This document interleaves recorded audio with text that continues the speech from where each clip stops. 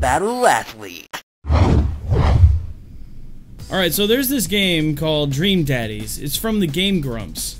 It's a visual novel slash dating sim in which you make a dad and date other dads. It's actually a really good game. In fact, my girlfriend's been totally addicted to it. Maybe even a little bit too much. I may have been replaced.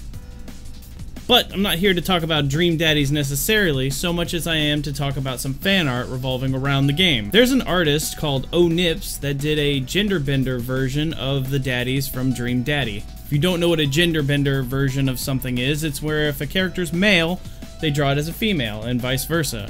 So let's say you have Blanca from Street Fighter. Boom, female. Now that may not sound like that big of a deal, but the internet slash SJWs or Tumblr users, Tumblrists? Sure, Tumblrists. They had a huge problem with this. The mental gymnastics that takes place here is that apparently one of the characters is a transgender person, and somehow drawing a gender bender version of that character makes the art transphobic.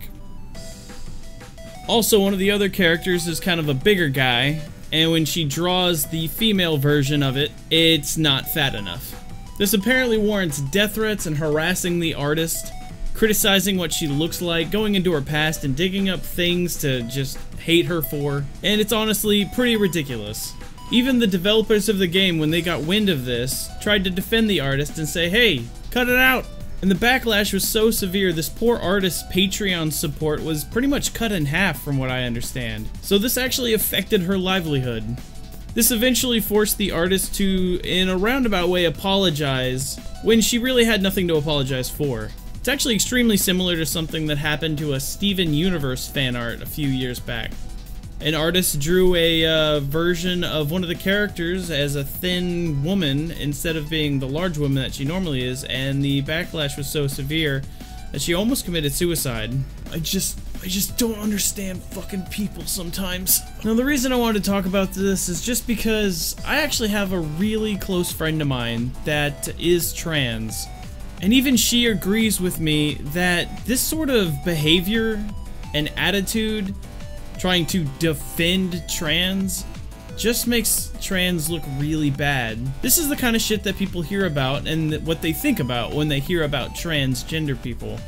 And it's doing so much more harm than good. I think the key word here is tolerance. Just because you don't like something or you find yourself offended by something doesn't mean you need to go harass somebody or send them death threats. Essentially what you're doing is censoring art.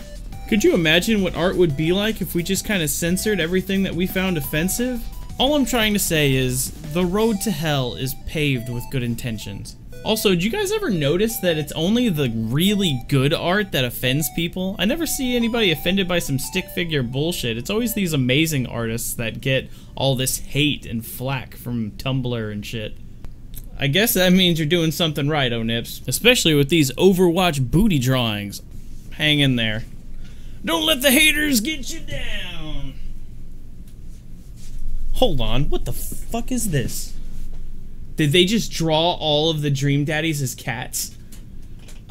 Okay, first of all, that fat, fluffy cat is not fluffy enough. Are you trying to tell me that cats can't be fluffy? This is some bullshit.